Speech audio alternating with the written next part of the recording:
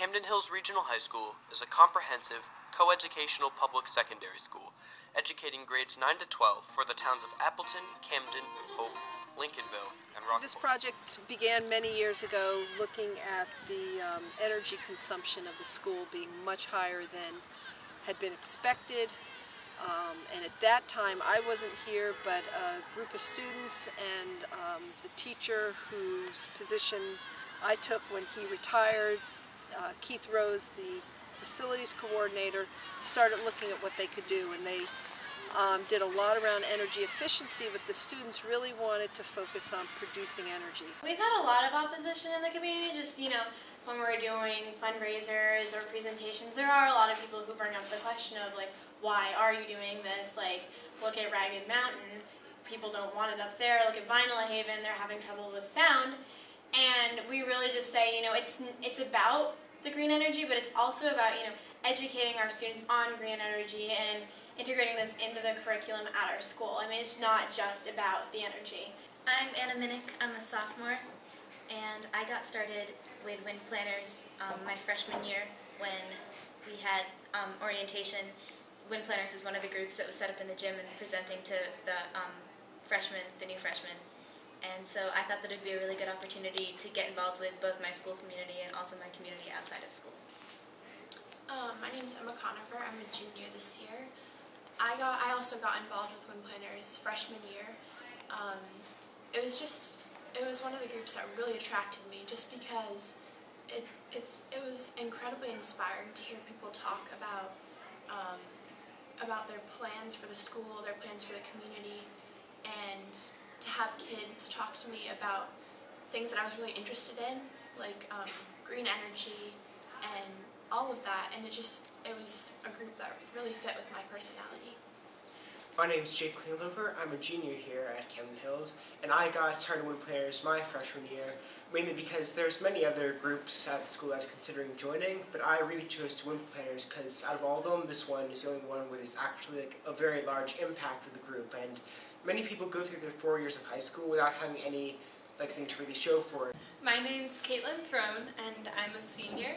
And I actually joined wind planners because when I was a freshman, there was a global science teacher at the school, and he was very into trying to make everyone a lot more conscious of kind of their footprint on the earth and kind of try and get kids to go green.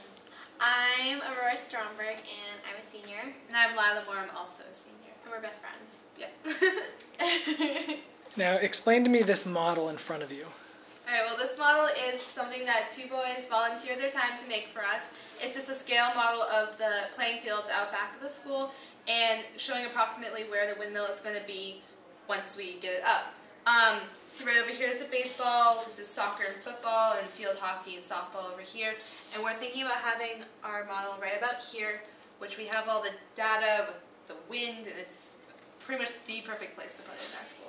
Yeah, and these two models right here are just kind of models to show the size of our windmill. This is like a commercial size windmill like someone would use in a neighborhood possibly, and this is like the windmill on Vinyl Haven, which is more of an industrial windmill, so we just wanted to have something that people could compare our windmill to, which is going to be 100 kilowatts.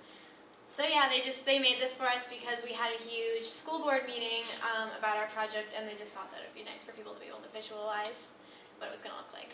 We installed a Met Tower, which the kids showed were not far from this site. That data came back absolutely marginal, in fact probably submarginal. And, but when we looked at that, we also realized that most of our southwest winds were being blocked by the school, and that maybe that wasn't a real accurate picture. We had a community opposition, and he basically brought it to the school board level and was trying to shut our project down because he was arguing that it wasn't a viable project and we didn't have enough wind to succeed on campus. So we basically prepped for weeks before and got all our data down. UMass volunteered, and they reanalyzed our data to make sure that everything was right, and we actually got bigger numbers back, which were better for us. Students started back then doing some fundraising, and they did some local community events, They wrote a few grants, and when I came on board, there was about $80,000 in the bank, which, considering, was phenomenal. At that point, they were looking at a refurbished wind turbine and realizing that there was a lot of concerns with going that way.